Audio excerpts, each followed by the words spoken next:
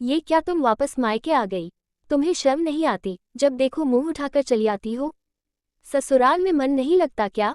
सुरेखा भाभी ने ताना मारा तो नीरजा अंदर तक हिल गई, पर वो भाभी का ये कड़वा ताना भी सह गई। अभी 2 साल पहले ही नीरजा की शादी सुकेश से हुई थी। सुकेश ज्यादा पढ़ा लिखा नहीं था, छोटी सी दुकान चलाता था और नीरजा के सपने बहुत ऊंचे थे, पर कहते हैं ना, किस्मत के आगे किसी का जोर नहीं चलता है। अच्छी पढ़ी लिखी नीरजा की शादी सुकेश से इसलिए करवा दी गई क्योंकि वो कम दहेज में मान गए थे। नीरजा के पापा की मौत तो काफी पहले हो गई थी, मम्मी भी अपने बेटों पर निर्भर है थी और जवान नंद भाभी के कलेजे में वैसे ही चुभती है। उन्हें लगता है जल्दी से इसका ब्याह हो तो छुटकारा मिल जाए। जगह जगह शादी की बात चलाई, पर पढ़ाई और गुण के लिए किसी ने नहीं पूछा। सब यही पूछ रहे थे, इकलौती बहन है, कितना शादी में लगा दोगे? नीरजा शादी नहीं करना चाहती थी। उसका मानना था कि पहले अपने पैरों पर खड़ी हो जाए फिर शादी कर लेगी, पर सुरेखा भाभी ने एक लगा दी। अब ये लो महारानी, पहले नौकरी करेगी, फिर 2-3 साल बाद शादी करेगी। अब बूढ़ी होकर शादी करनी है क्या? समाज वाले हमारा जीना हराम कर देंगे, पर इसे तो हमारी परवाह ही नहीं है। अब देखो ना, शादी की उम्र में शादी नहीं करेगी तो घर बैठकर भी क्या करेगी? अब नौकरी कोई ऐसे तो धरी नहीं है जो चुटकी बजाते ही मिल जाएगी। ज्यादा उम्र हो जाएगी तो लड़के नहीं मिलेंगे। मैं तो कह देती हूँ 2-3 महीने में शादी निपटा दो ताकि हमारे सिर से बोझ उतरे। आगे हमारी भी जिंदगी है, कब तक कुंवारी नंद का बोझ सिर पर लेकर घूमेंगे? सुरेखा भाभी ने अपना फैसला सुना दिया, उनके आगे किसी की भी नहीं चलती थी। भाई रमेश ने हामी में गर्दन हिला दी और नीरजा की मम्मी सुनीता जी की बोलती बंद हो गई।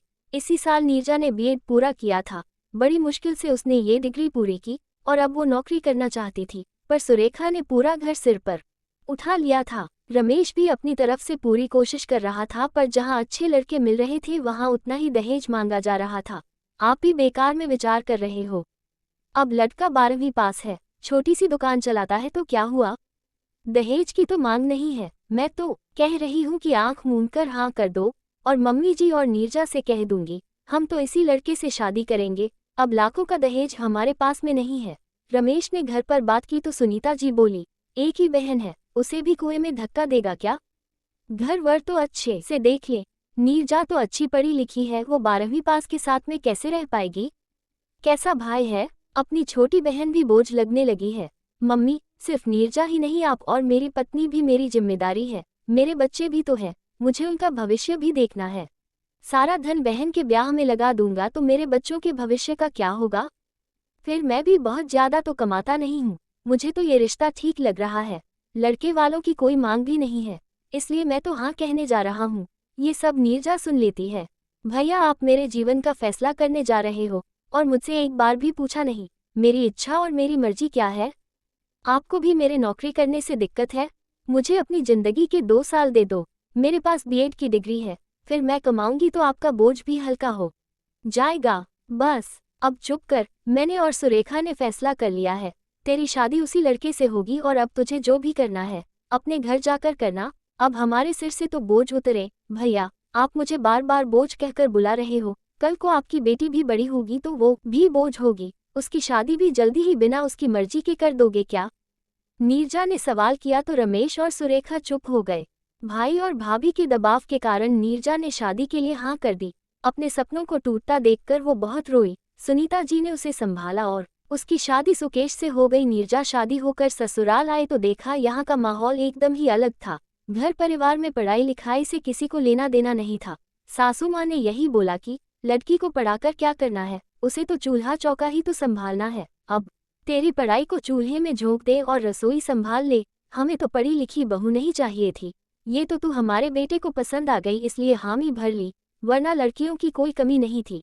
ये सुनकर नीरजा मन महसूस कर रह गई। उसे लग रहा था कि उसके भैया भाभी ने उसकी पढ़ाई की कीमत नहीं समझी तो क्या हुआ, उसके ससुराल वाले जरूर समझेंगे। कम दहेज लिया था तो वो तो यही अंदाजा लगा रही थी कि वो लोग खुले विचारों के होंगे और किसी वजह से वो सुकेश की पढ़ाई पूरी नहीं कर पाए होंगे। ससुराल में आर्थिक स्थिति ज्यादा अच्छी नहीं थी। उसके ससुर जी लकवाग्रस्त थे और बिस्तर पर ही रहते थे और सास घर देखती थी। 2 छोटी नंदे थी जो स्कूल में पढ़ रही थी। सुकेश ही एकमात्र कमाने वाला था और घर उसी से चल रहा था। नीरजा ने तसल्ली से घर की हालत का मुआयना किया। अपनी सास सुमित्रा जी को समझा। वो बोलने में तेज थी पर जब कोई प्यार से समझाए तो समझ जाती थी। सुकेश भी कम बोलते थे, उसे बस सुबह से लेकर रात तक दुकान संभालनी होती थी। घूमने फिरने का भी समय नहीं मिल पाता था। वो अपनी पत्नी नीरजा की बहुत इज्जत करता था और उसे प्यार से रखता था। शुरुआत में नीरजा ने सबको समझा और फिर उसने एक दिन जब सास अकेली बैठी थी तो बात की, मम्मी जी, अभी तो दोनों बेटियां छोटी है, अब ये दोनों स्कूल से कॉलेज जाएगी, कल को इनकी शादी भी करनी होगी तो इतने पैसे कहाँ से आएंगे? सुकेश की कमाई से तो बस घर ही चल पाता है, भविष्य के लिए कोई सेविंग तो है ही नहीं। अगर घर चलाने वाले 2 जने हो तो घर आराम से चलेगा, भविष्य के लिए पैसे भी जमा हो जाएंगे। हाँ, बहू तो कह तो ठीक रही है। अब देखो ना, सुकेश के पिताजी तो बिस्तर पकड़े हुए हैं, दोनों बेटियां भी अभी छोटी है, अब कोई दूसरा बेटा भी नहीं है जो सहारा बन जाता, वो कमाता तो घर चलाने में और भी आसानी होती। सुमित्रा जी ने कहा, मम्मी जी, जरूरी थोड़ी है बेटा ही घर चलाए, बेटी और बहू भी तो घर चला सकती है। अब देखो ना, मैंने भी बीएड की हुई है, अभी मुझे भी अच्छे स्कूल में अच्छी नौकरी मिल सकती है और मेरी पगार भी अच्छी खासी होगी। सुबह 7 बजे जाऊं और दोपहर तक घर वापस, अब अच्छा वेतन आएगा तो घर को ही सहारा मिलेगा, दोनों नंदों का जीवन संवर जाएगा। अब ये भी अकेले कितना और क्या कर लेंगे? नीरजा ने इतनी आसानी और शांतिपूर्वक समझाया तो उनके दिमाग में ये बात तो बैठ ही गई। उस वक्त उसकी सास कुछ नहीं बोली और ना ही गुस्सा हुई। अगले दिन जब दोनों बेटियां स्कूल जा रही थी तो उन्होंने देखा कि एक के जूते घिस गए हैं। तूने बताया नहीं, तेरे जूते घिस गए हैं। भैया नए दिला देता, मैंने भैया को बताया था पर वो बोले अभी इसी से काम चला ले, अगले महीने दिला देंगे। भैया हमेशा ऐसे ही करते हैं, हर जरूरत को अगले महीने पर टाल देते हैं।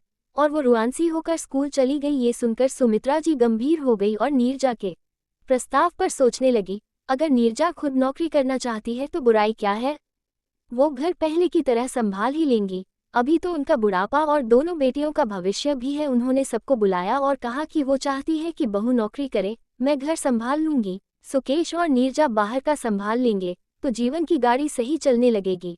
ये सुनकर नीरजा बहुत खुश हुई और अपने मायके अपनी डिग्री लेने चली गई। सुरेखा ने उसे देखते ही ताना मारा और मुंह बनाया, पर नीरजा ने इसकी परवाह नहीं की और अपनी मम्मी सुनीता जी को बताया कि उसकी सास उसकी नौकरी करने के लिए राजी हो गई है। वो अपनी मार्कशीट, सर्टिफिकेट और डिग्री लेने आई है। ये सुनते ही सुरेखा चौंक गई। वो तो कभी नहीं चाहती थी कि उसकी नंद नौकरी करे और अच्छी जिंदगी जिए।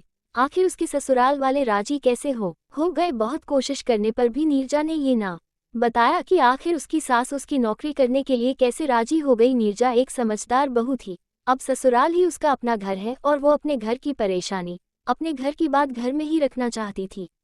नीरजा ने शांतिपूर्ण ढंग से अपना सामान लिया और अपने ससुराल चल दी, पर जाने से पहले वो अपनी भाभी सुरेखा को कहकर गई, भाभी आपने तो बहुत कोशिश की थी मेरी जिंदगी नरक बनाने की, पर मैंने भी ठान लिया था कि मैं अपनी जिंदगी संवार ही लूंगी।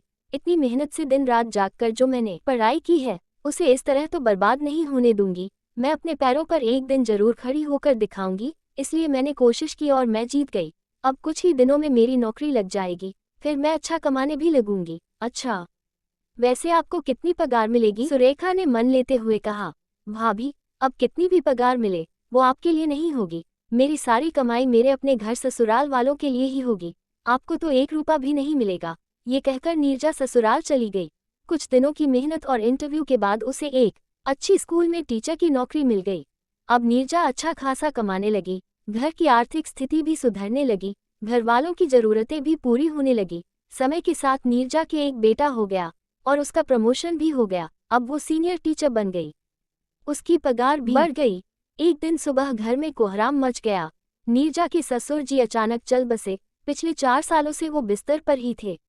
नीरजा ने बड़ी मुश्किल से अपनी सास सुमित्रा जी को संभाला और ढांढस बंधवाया। नीरजा बस सीनियर टीचर से स्कूल की प्रिंसिपल बन गई थी।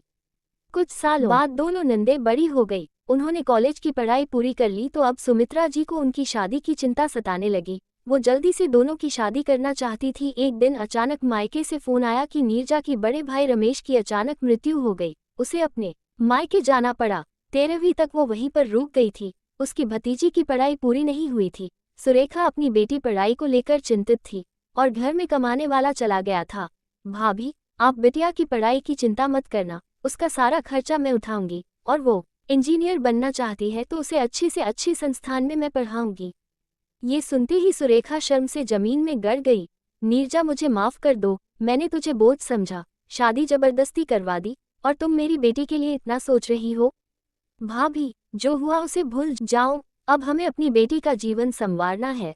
नीरजा ने भाई की बेटी की भी जिम्मेदारी उठा ली। वो ससुराल आ गई। यहाँ सुमित्रा जी बेटी के लिए लड़का तलाशने में लगी हुई थी, लेकिन नीरजा इसके लिए तैयार नहीं थी। उसका मानना था पहले दोनों अपने पैरों पर खड़ी हो जाएं, फिर जाकर शादी के बारे में सोचेंगे। उसने सुमित्रा जी को समझाया, मम्मी जी मेरी नंदे मेरे लिए बोझ नहीं है जो मैं इन्हें शादी करके उतार दूं। मेरी नंदों को मैंने बेटियों की तरह पाला है, इसलिए ये मेरी जिम्मेदारी है कि जब तक ये दोनों अपने पांवों पर खड़ी नहीं हो जाती तब तक मैं इनकी जिम्मेदारी उठाने को तैयार हूँ। अपने पैरों पर खड़ी होगी तो ये दोनों एक बेहतर जिंदगी जी पाएगी। लेकिन नीरजा, बेटियों को इनके घर भेज देते हैं, बाद में ये अपने हिसाब से ससुराल में पढ़ लेगी। सुमित्रा जी बोली, नहीं मम्मी जी, आप माँ होकर ऐसे कैसे कह सकती है। बेटियों को हम दूसरे घर पूरी तरह तैयार करके भेजेंगे, ताकि इन पर कभी कोई मुसीबत आए तो ये पूरी तरह से उसका सामना कर सके। मेरी दोनों नंदे मेरी बेटियां जैसी है, जो मेरे साथ हुआ वो मैं इनके साथ नहीं होने दूंगी। मेरे पास भी डिग्री थी तो मैं नौकरी करके घर चलाने में सहयोग दे पाई। हाँ बहू, मैं तो भूल ही गई थी। अब जैसा तू और सुकेश चाहेगा वैसा ही होगा। जब तुमने नंदों को बेटियां मान लिया है तो तुम इनका भला ही सोचो ही। नीरजा ने अपने साथ साथ भाई की बेटी और अपनी नंदों का भी जीवन संवार दिया।